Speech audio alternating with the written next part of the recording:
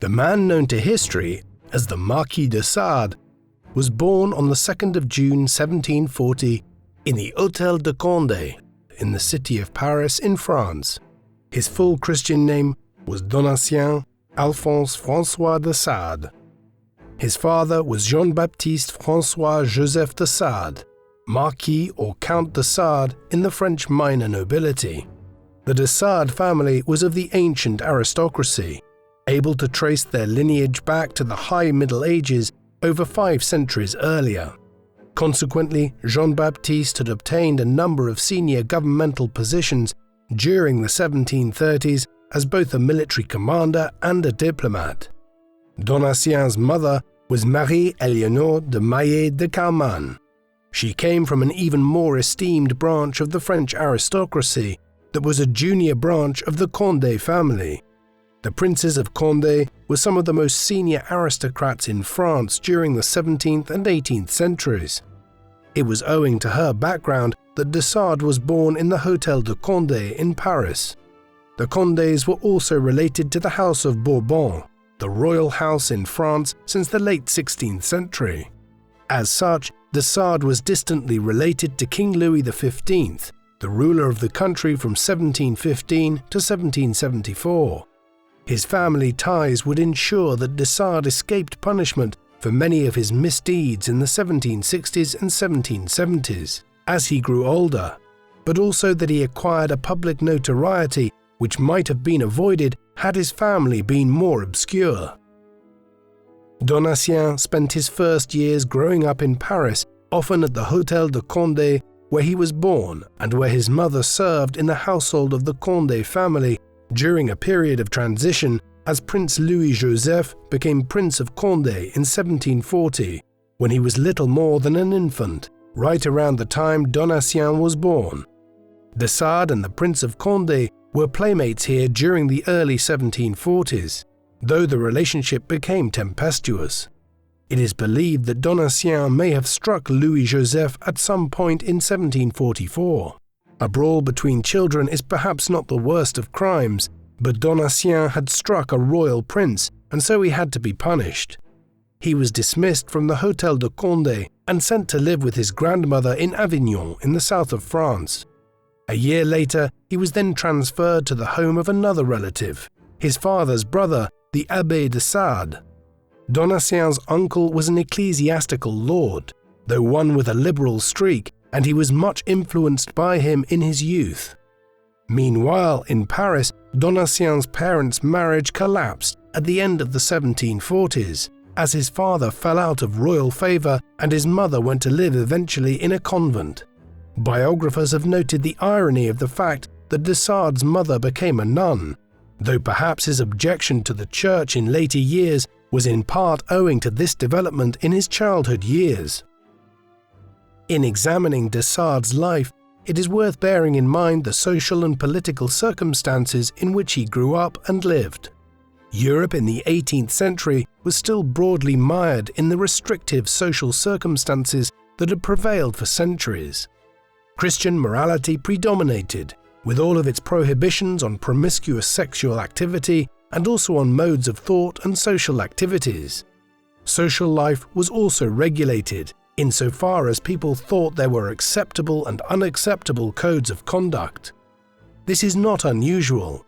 For all of our own age's alleged libertarianism, there are all manner of rules and regulations for how we behave within society and towards others, some socially regulated, others politically and legally regulated.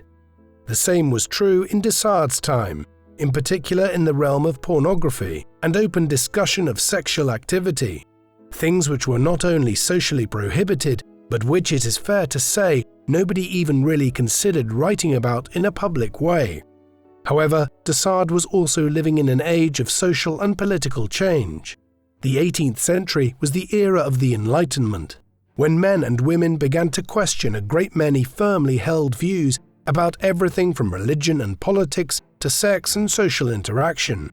This created an environment in which somebody might begin to discuss sex in a more open manner, though, as will become clear, the sexual activity, which de Sade would describe in his work, was of a kind which was deemed to be so depraved that he soon ran into legal jeopardy, and even in our time he is still a very controversial figure.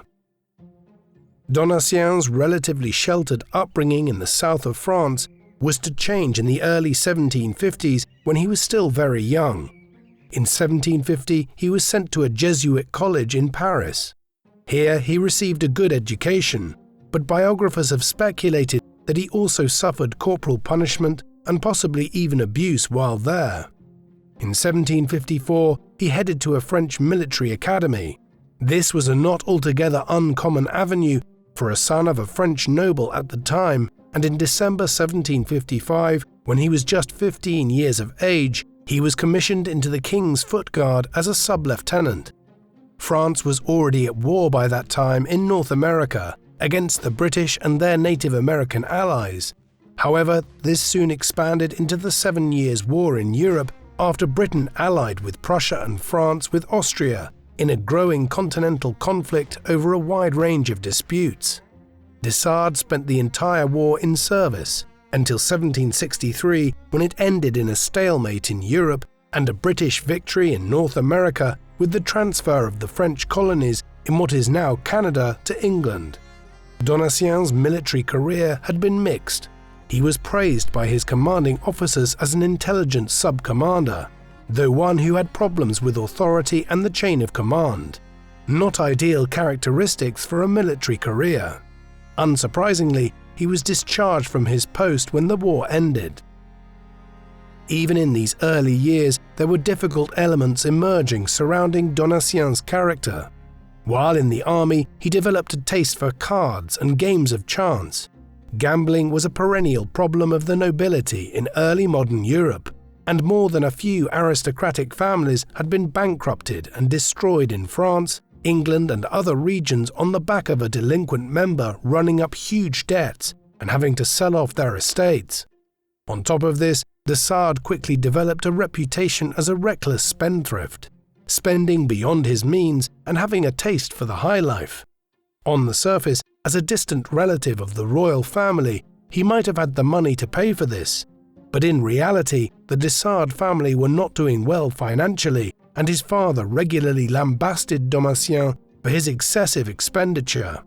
Combined with all of these was his marked tendency towards what was deemed libertine behavior at this time, a general tendency to disregard the social mores of the day and to ignore the rigorous morals of Christianity, instead showing a dispensation towards atheism and a disregard for social conventions.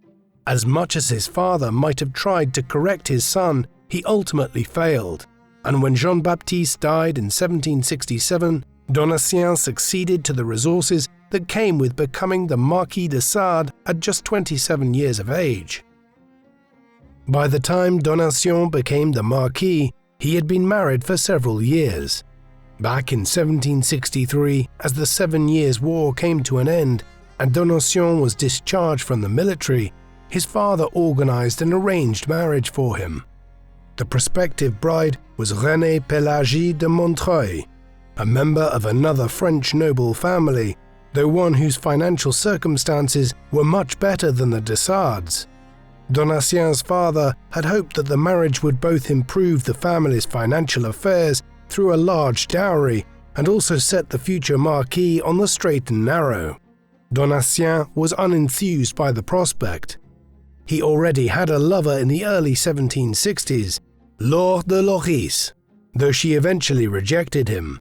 It is unclear if the venereal disease he began to suffer from around this time was a byproduct of their fling.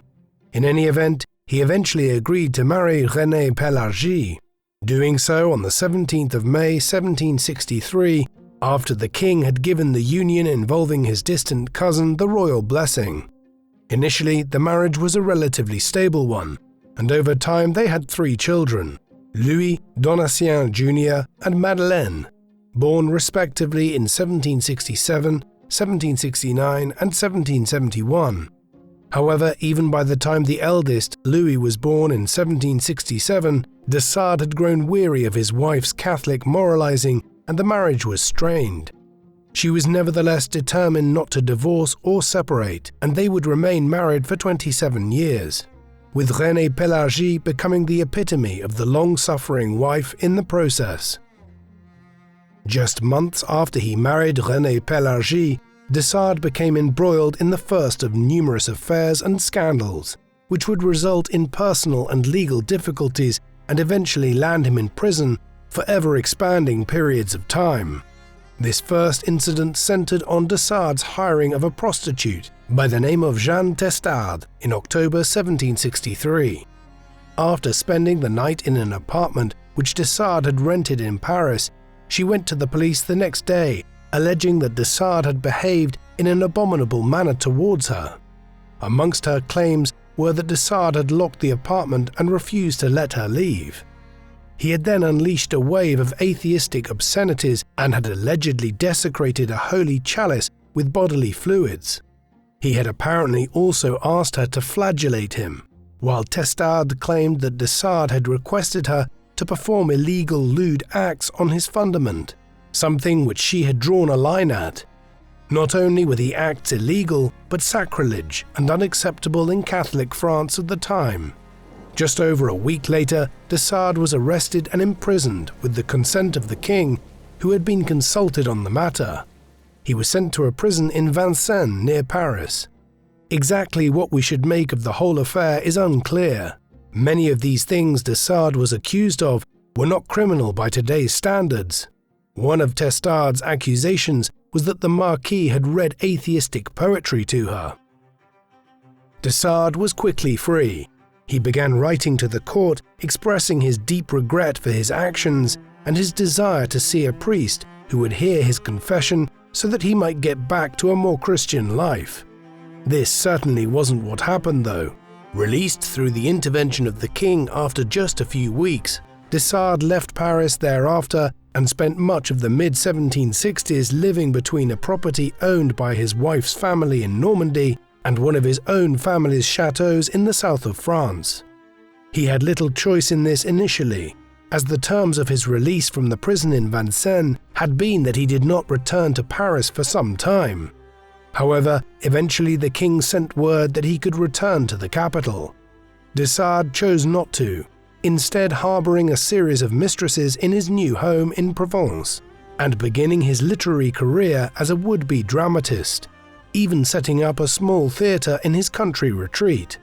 The birth of his first child ended this period of exile, and in 1767 he largely returned to Paris to live with his wife. Not long after de Sade settled back in Paris, a fresh scandal arose. At Easter 1768, he hired a woman by the name of Rose Keller. Accounts of what occurred are mixed. The Marquis later claimed that he had hired her as a prostitute, but Keller stated that she had been homeless and begging near the Place des Victoires in Paris when de Sade offered her a position as a housekeeper. Having been duped, she then claimed that de Sade sought to engage her sexually and had effectively imprisoned her in his country house at Acroy. She escaped out of a window and went to the authorities, whom she informed that de Sade had threatened her with a knife and had tried to coerce her into sordid activities involving ropes, horsewhips, and candle wax.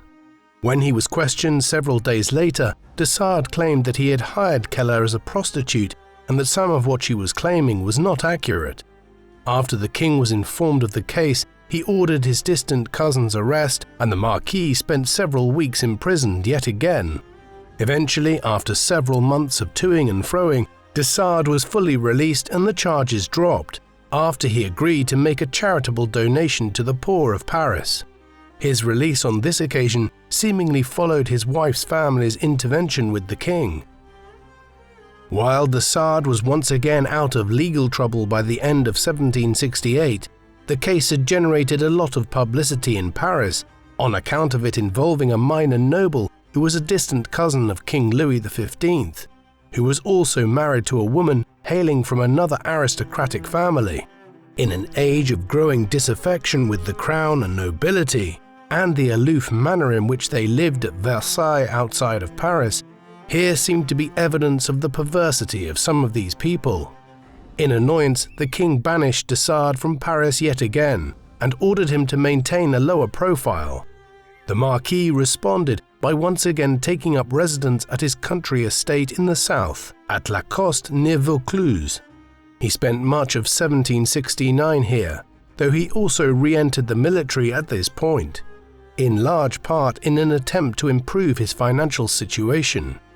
He spent part of 1769 and 1770 commissioned as an officer in a regiment stationed near the eastern border of France in the Burgundy region. His financial troubles briefly led him to being sent to debtors' prison. If de Sade managed to remain largely out of trouble for a year or two after the Keller affair in 1768, the early 1770s saw a new bout of sordid behavior which would eventually culminate in him going on the run from the authorities and then landing in prison for the first really sustained period of time in his life. Matters began in 1771, when the Marquis's sister-in-law, his wife's younger sister, Anne Properet, visited the de Sades where they were living at the time in their chateau at La Coste.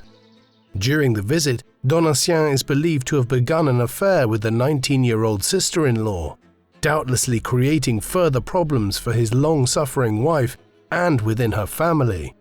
At the same time, de Sade's literary and cultural ambitions were evident during this time as he established a small theatre at La Coste and began to stage plays there, while also writing himself.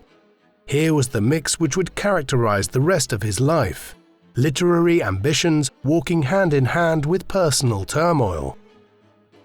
His legal difficulties began afresh in the summer of 1772. At this time, the Marquis and one of his manservants by the name of Latour visited the city of Marseilles. The trip was ostensibly to acquire some lines of credit to aid the de Sades in their difficult financial circumstances at La Coste, or at least this is what de Sade told his wife he was visiting the southern city for. In reality, de Sade organized elaborate acts of depravity with multiple persons while there. For the purposes of this, de Sade had Latour hire the services of 4 women. What followed apparently involved group copulation and the use of implements for the purpose of heightening physical arousal. Lewd acts involving the fundamental orifice, which was a crime at the time in France, may also have been involved, though the details were disputed. What created a problem was that de Sade had seemingly introduced some cantaridine into the mix, a substance which is secreted by the blistering beetle and which is more commonly known as Spanish fly. It was used extensively as an aphrodisiac in early modern times, but can be poisonous and extremely harmful if used incorrectly. In the aftermath of the event, one of the prostitutes by the name of Marianne became very ill, and a second, Marguerite, filed a report with the local magistrate in Marseilles. Thus, after remaining largely out of trouble for 3 years after the Keller scandal in Paris back in 1768, de Sade once again found himself under investigation. As with previous scandals, de Sade's Montreuil relatives tried to intervene to stop details of the incident becoming widely known, and to keep Donatien out of prison. One might ask why. The simple reason would seem to be that for all his mistreatment of her, de Sade's wife remained committed to their marriage, perhaps partly for the sake of their growing family and her Catholic unwillingness to divorce, but also because, for all his flaws, de Sade was believed to have been charming in some respects. One modern study has argued that part of this was owing to his unusual personality. He was a figure who seemed to be interested solely in the personal domain, when so many men of the French nobility were obsessed with public affairs.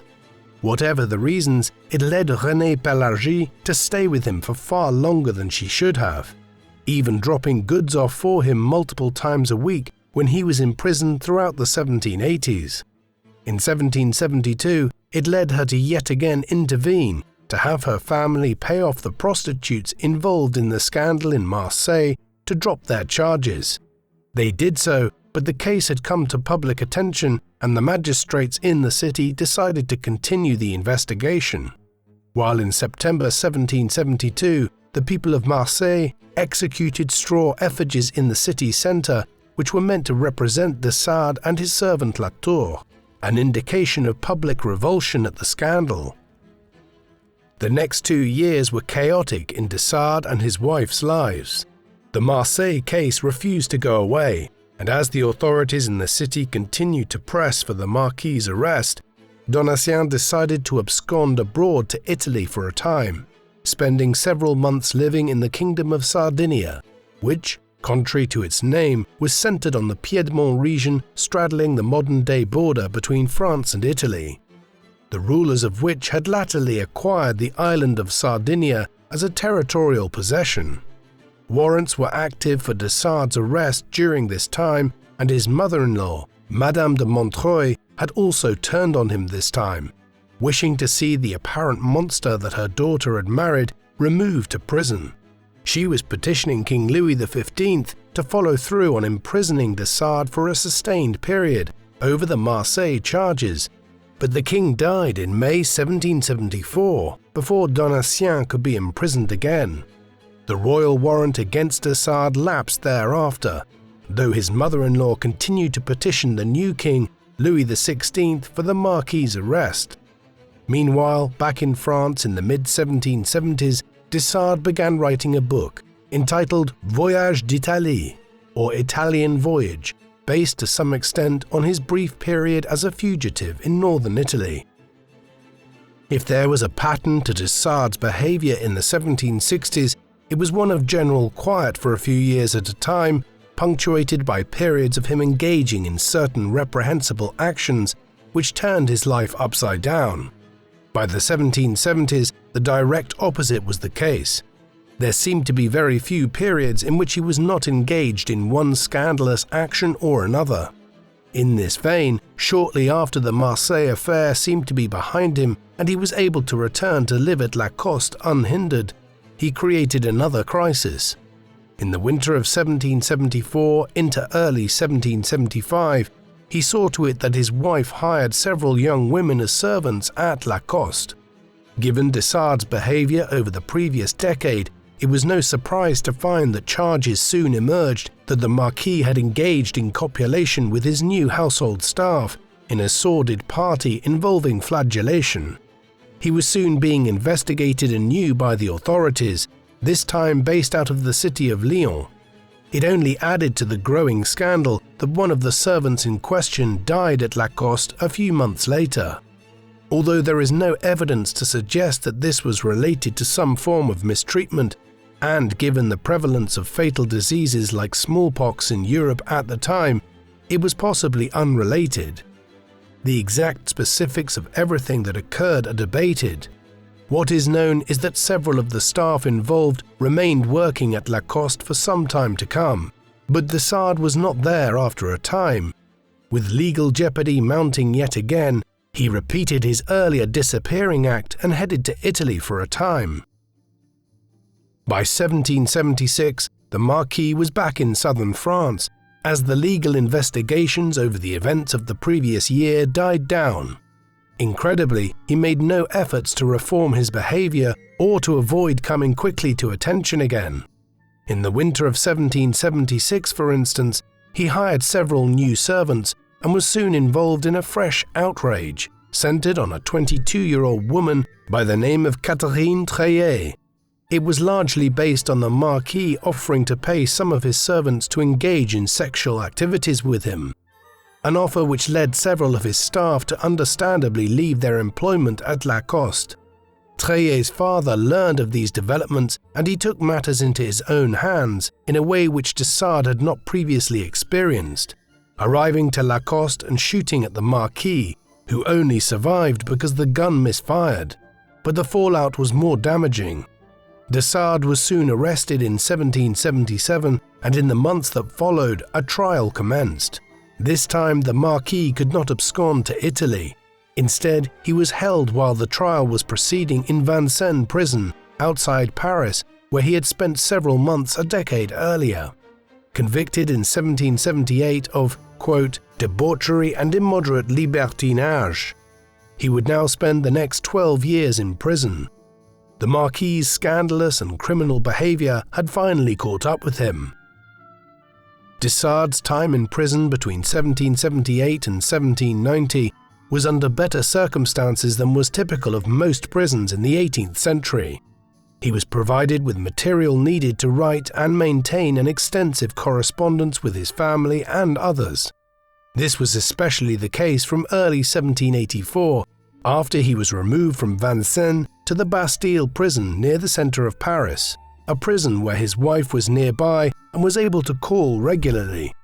Incredibly, despite the humiliations she had been through over a period of 15 years before he was finally imprisoned for an extensive period of time, she continued to call to the Bastille regularly to drop off packages for him. Resigned to his fate, he became quite productive here, writing with considerable energy and producing plays, treatises and books. The prison authorities at Vincennes and at the Bastille were well aware of his reputation and would have checked the material he was writing. To avoid having his more extreme writings confiscated, De Sade stored many of them in a copper cylinder, which he was able to hide in a crevice in the wall of his cell at the Bastille. De Sade's first major work produced during his imprisonment, and his most well known today, was written in the mid-1780s. 120 Days of Sodom, or The School of Libertinage, is not for the faint-hearted, and if it is read literally, contains some remarkably unpleasant content. The book is set in the early 18th century, towards the end of the reign of King Louis XIV of France, who had died in 1715. In it, 4 wealthy aristocrats representing the nobility, church, the legal system, and the business class in France isolate themselves in a chateau on a mountain in the Black Forest. Their accomplices are 4 women and 8 male attendants. While they have numerous younger victims, the plot, such as it is, revolves around 4 months or 120 days of the aristocrats and their servants inflicting a wide array of torture and humiliations on their victims, ranging from corporal punishment, coprophilia, and much worse besides. Many of those involved are murdered, while acts of group copulation occur amongst the aristocrats intermittently.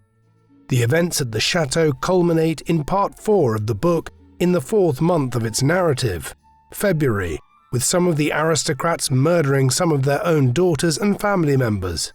The content of the book is shocking, even today, but as we will see, it has been reconsidered over the 2 or more centuries since it was written, to focus more on what De Sade was trying to say about society at large and people within it through its violent allegories, rather than as a literal promotion of the activity he was describing. 120 Days of Sodom was just one of the numerous works which De Sade composed while imprisoned throughout the 1780s. The others are often far less graphic and controversial. A good example of this is the Dialogue Between a Priest and a Dying Man, written around 1782. It is written in dialogue form, a common literary form of the early modern era, and is essentially a study of the growing atheism and libertinism of 18th century France. Another well-known work of his from these years is Histoirette, Contes et Fabliaux, translating as Small Histories, Tales and Fables. This consisted of 25 different short stories of varying length. One, The Mystified Magistrate, is lengthy enough to be considered a novella of a kind. The story here revolves around a judge who is due to marry a woman who is simply marrying him for social advancement. The action concerns a series of efforts made by the prospective bride's brother-in-law to undermine the judge and prevent the wedding. Again, there are elements to some of these stories which are unpleasant, but some are explicable as efforts by De Sade to condemn sections of French society. The Marquis was surely toying with the judge who is central to the mystified magistrate as a form of literary therapy, condemning on the page a legal official as a way of working out his rage at the French legal system, which had sent him to prison. How these writings of De Sade should be analysed has been a subject of intense debate over the years.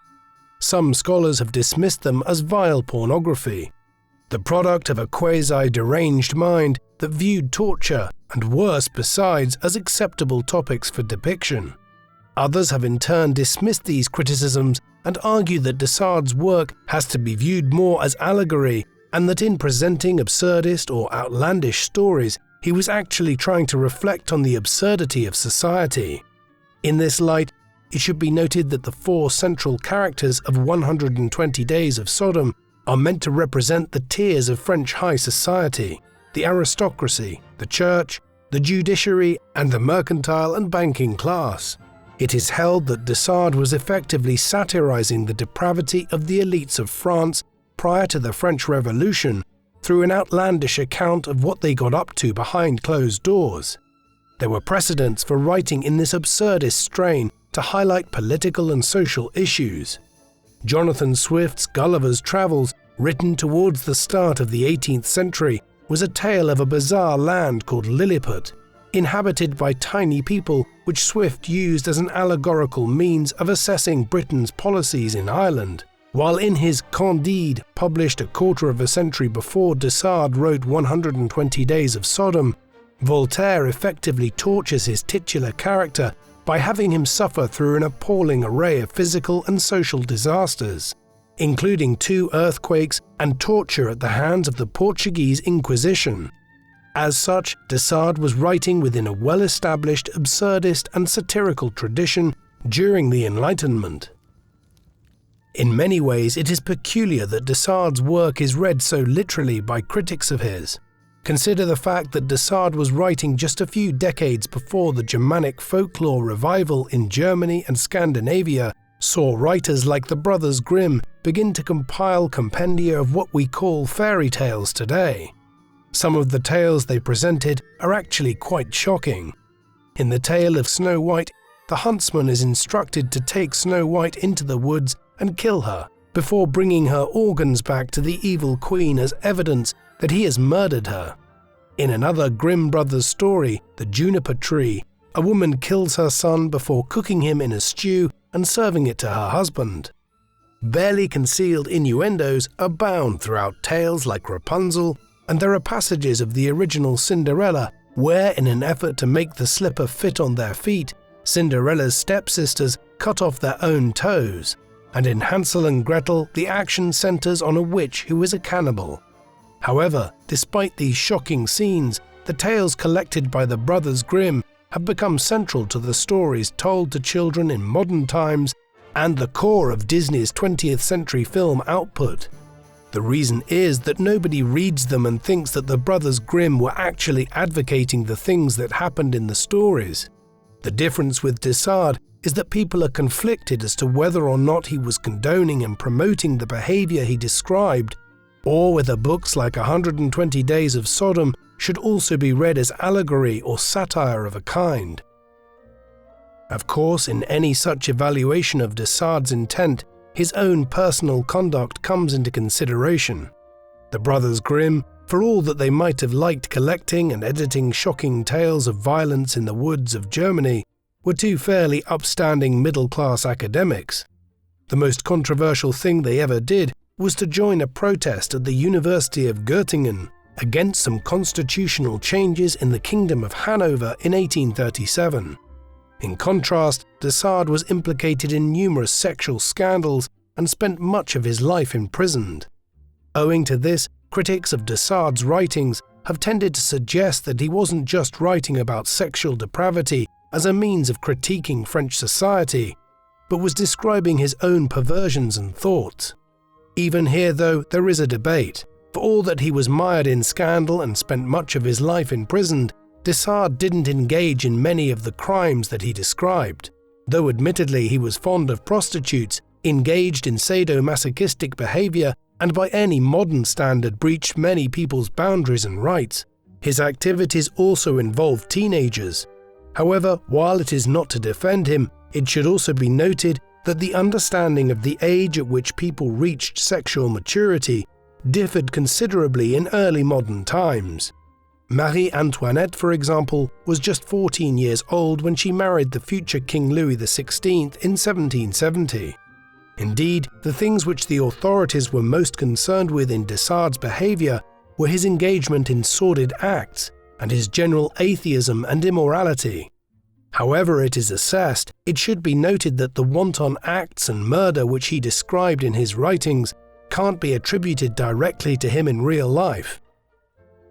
Analysts of de Sade's personality have suggested he was an ESTP type on the Myers-Briggs Personality Type Indicator. ESTP stands for extroverted, sensing, thinking and perceiving. De Sade was certainly extroverted, though his extroversion more often than not had fairly harmful consequences. ESTP personality types often engage in risky behavior, but are good at escaping consequences by thinking and arguing their way out of their predicaments, characteristics which certainly fit to some extent with de Sade's life in the 1760s and 1770s, until he was sent to jail for a prolonged period. At the same time, it could be argued that he managed to escape extensive punishment for so many years simply owing to his privileged position within French aristocratic society. There were also other elements to him. As we will see shortly, the Marquis eventually ended up in an insane asylum.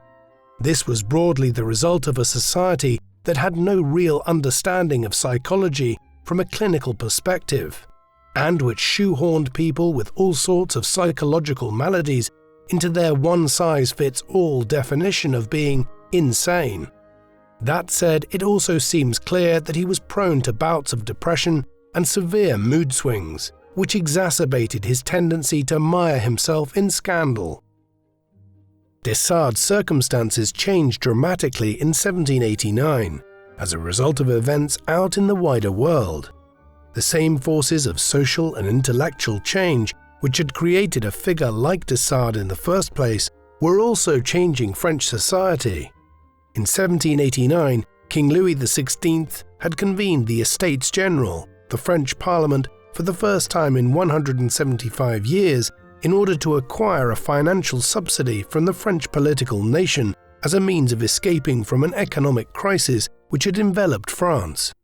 As is well known, matters slipped quickly out of the king and his government's control once the Estates met at Versailles, and the parliamentarians quickly took over the government in the start of what became the French Revolution. The revolutionaries were committed to changing French society in a host of different ways, in line with the ideals of the Enlightenment. Everything from the French calendar to the system of weights and measurements in the country was changed during the course of the 1790s. A new approach to those who were imprisoned prior to the revolution also opened up, one in which individuals like de Sade, who had been imprisoned under the old regime of king, nobility and church, were suddenly released from prisons across France. De Sade's release was not immediate. He remained under detention in the Bastille prison in Paris.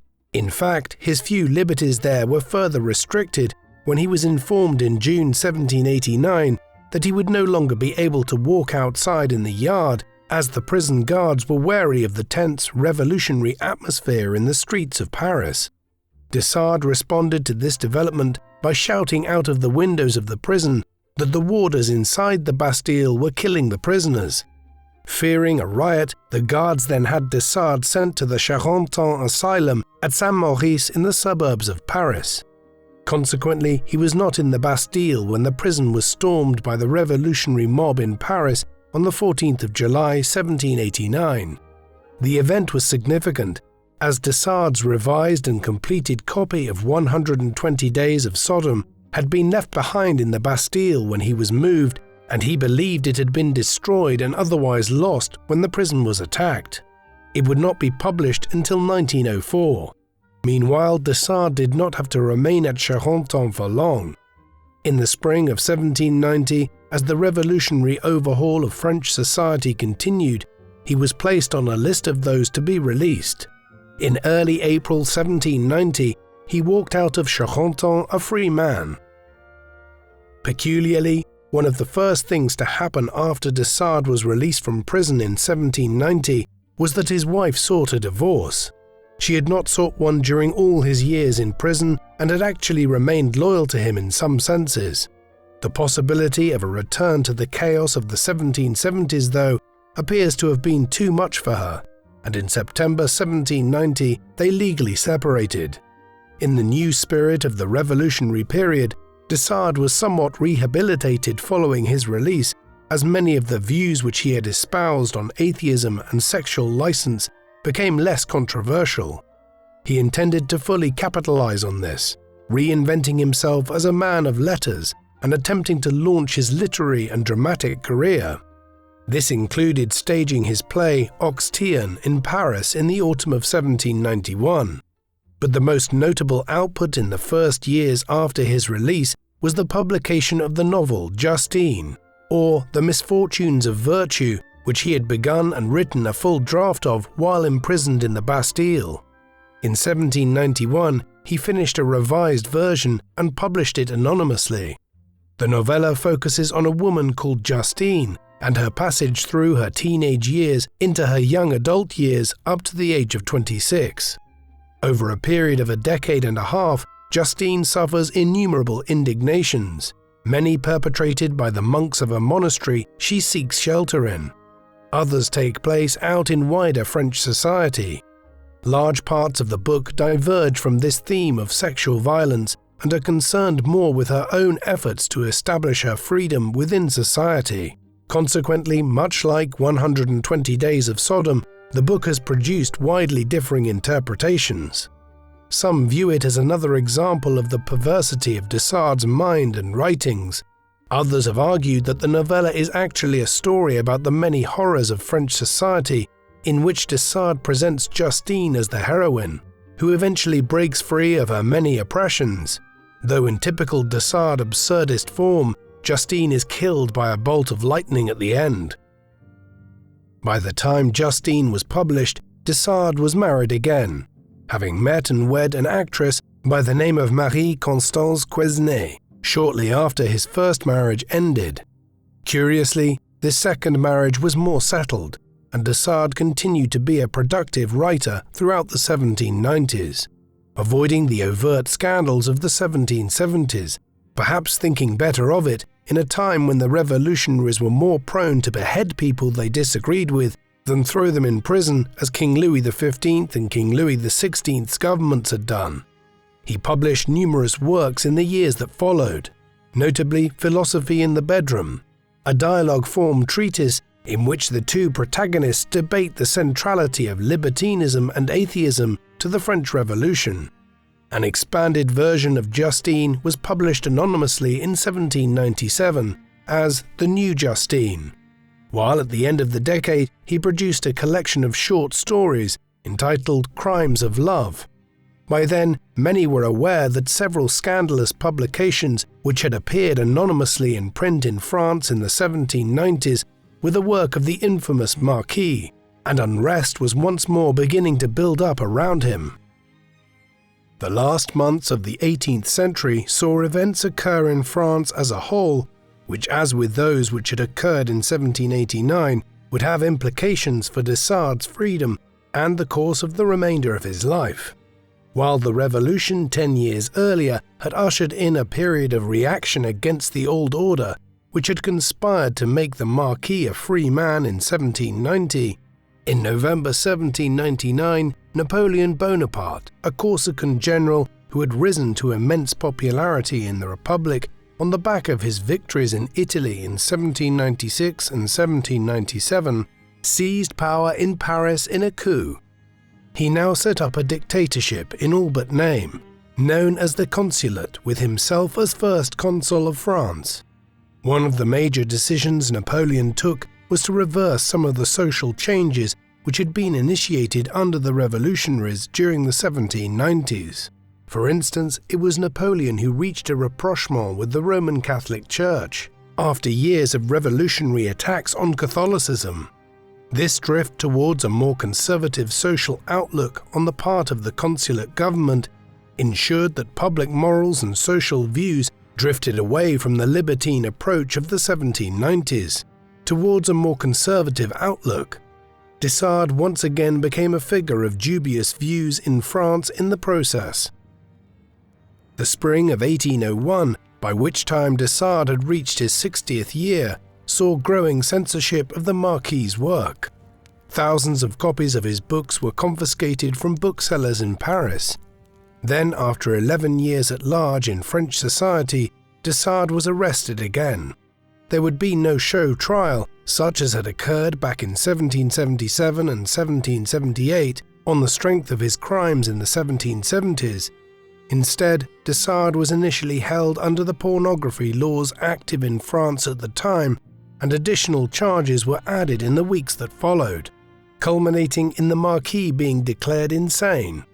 He was sent initially to Bicêtre Hospital in the south of Paris, an asylum which had variously functioned over the past century as an orphanage, a prison, and then a hospital for the mentally ill. In the 1780s, it was viewed as the most notorious of all the prisons in France, and its reputation had clearly not improved by 1801. De Sade's wider family petitioned the government for his removal, and so he was sent to the Charenton asylum, where he had spent the last months of his initial prolonged period in jail back in the second half of 1789 and into early 1790. De Sade would spend the remaining 13 years of his life at Charenton. Life for de Sade at Charenton over the 1800s and early 1810s was certainly not as bad as might have been the case in other prisons or institutions. One of the products of the scientific revolution and the Enlightenment was an attempt to understand mental illness and psychological maladies in a more scientific fashion, rather than attributing them to some sort of divine judgment against the afflicted. Consequently, there were growing efforts to treat those who were psychologically disturbed in a more humane fashion, and the director of the asylum, the Abbé de Coulmiers, ran the asylum in a liberal fashion. The result of this for de Sade was that he was given materials with which to continue to write and direct plays there. There was even a theatre with seating for scores of guests built at the asylum in 1805, as the abbé conjectured that pursuits such as acting or viewing plays might be therapeutic for the inmates at Charenton. There were issues from time to time, mostly from the authorities in Paris, who pressured the abbé to be less lenient on de Sade, and on at least one occasion he was placed in solitary confinement for a time in the early 1810s. But for the most part, de Sade was given a remarkable degree of liberty to write at Charenton during the last 13 years of his life. Whatever one might think of them, there is no doubting that there were a lot of works produced during the 1800s at Charenton by de Sade. Les Journées de Florbel, for instance, was seemingly a 10-volume work. We have, though, no idea what it might have been about, or how extensive those volumes were, as de Sade's copies were seized in 1807 after a crackdown on de Sade's literary activities, and another copy was destroyed by his eldest son several years later. Several of the works he produced in those years were plays. Others were novels. One was the Marquis de Ganges, based on the true story of the murder of Diane Elizabeth de Rossin, a noted beauty of 17th century France. The novel diverged from de Sade's usual style, instead being more of an early example of the Gothic novel, which was to be popularized in years to come by Mary Shelley and others in England, and by Edgar Allan Poe in the United States. The Marquis de Ganges was completed in 1813. By then, events in the outside world were once again bringing forth the possibility of a change in de Sade's circumstances. Napoleon had invaded Russia in the summer of 1812, and after a disastrous retreat from Moscow earlier that winter, his empire had begun to crumble. When he finally abdicated in April 1814, it paved the way for the restoration of the Bourbon monarchy. King Louis XVIII had other things on his mind when he first assumed power in Paris, but by the autumn of 1814, a new director was appointed to run Charenton, and one of the first instructions he had from the government was to move de Sade from the asylum, who clearly was not insane in the way that the other patients there were. Yet he would never be transferred. By then, he was 74 years of age and in declining health. He died at Charenton on the 2nd of December 1814, after his condition rapidly deteriorated in November. The exact cause of his death is unclear. On the evening that he passed, he had complained of severe pains in his chest and stomach, and it was quite possibly a heart attack or coronary problems which killed him. He was buried at Charenton.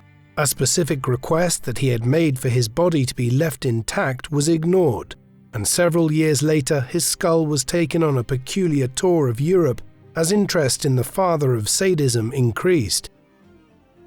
Though reviled in his own time, judgments of de Sade and his writings have oscillated over time in the 2 centuries since. In the 19th century, his work influenced a number of important European intellectuals. In France, the poet Charles Baudelaire was clearly referring to some of de Sade's work in his most notable collection of poems, called The Flowers of Evil, first published in 1857, while the great German philosopher and philologist Friedrich Nietzsche was considerably influenced by de Sade, though neither he nor Baudelaire acknowledged the debt. However, the foremost influence of de Sade's writing in the 19th century was within the Vienna school of the burgeoning psychoanalysis movement. There, several individuals, including Sigmund Freud, and following the psychiatrist Richard von Krafft-Ebing, who coined the term, began to refer to the act of receiving sexual gratification through the inflicting of pain or the observation of the same as sadism after de Sade. The word was soon being used in combination with the term masochism to form the modern term sadomasochism. The masochism element derives from Leopold von Sacher-Masoch, an Austrian writer who in 1870 had published Venus in Furs, a work in which the male central character obtains gratification by being humiliated by his mistress. Freud compared de Sade's and Sacher-Masoch's writing dialectically in his 3 essays on the theory of sexuality, written in 1905. By the time Freud's theory of sadomasochism was first published, Europe was reading Joseph Conrad's Heart of Darkness, published in 1899. It features a central character, Kurtz, who has become a wild ivory trader in the Congo, and who could have easily been lifted out of the pages of one of de Sade's novels. De Sade was perhaps the most influential, though, in the 20th century, when it came to influencing the work of the French surrealists. Guillaume Apollinaire was the first French writer to try to openly rehabilitate de Sade's reputation by stressing the absurdist and surrealist qualities of his writings. Georges Bataille followed in this pattern in the interwar period, while French existentialist writers such as Albert Camus and Simone de Beauvoir were also concerned with de Sade's writings after the Second World War. For sure, many have continued to criticize the surface layers of unethical and objectionable topics that de Sade wrote about, notably the prominent American radical feminist Andrea Dworkin, who suggested that the rehabilitation of de Sade's reputation in the 20th century constituted veneration of an extreme misogynist. A film version of 120 Days of Sodom, produced by the Italian director Pier Paolo Pasolini in the mid-1970s, right before Pasolini was murdered, was banned in most countries, either before it was ever shown in theaters or within days or weeks of release. As such, de Sade's legacy has been complex, from influencing the field of psychoanalysis to being both venerated and reviled within different 20th century social and artistic movements. The Marquis de Sade has been an enormously controversial figure for the last 2 centuries since his death, just as he was in his own lifetime. It isn't hard to understand why. His works, such as 120 Days of Sodom and Justine, are concerned with a wide range of deviant practices, from people deriving gratification from inflicting bodily harm on others and a wide range of other perversions. His writings are explicit even today, and were unprecedented in their pornographic content in their own time. Were they to be read literally by everyone, de Sade would probably be dismissed as something of an abomination. However, there is a debate which will seemingly never be fully concluded as to whether these texts should be read literally or interpreted as allegorical stories designed to illustrate elements of the absurdity of human society, while even for those who do read de Sade's text in a literal fashion, they often find them of significance, as constituting the first written expression of numerous sexual disorders which were only studied in a scientific fashion from the late 19th century onwards. Overshadowing all of this was de Sade's own life. He spent much of it in prison, accused of deviancy and even insanity. Given all of this, over 200 years after he died, the Marquis de Sade remains something of an enigma. What do you think of the Marquis de Sade? Was he a revolutionary writer who used tales of overt deviancy to explore power structures and the mores of society in innovative ways, or was he simply a depraved deviant himself? Please let us know in the comment section, and in the meantime, thank you very much for watching.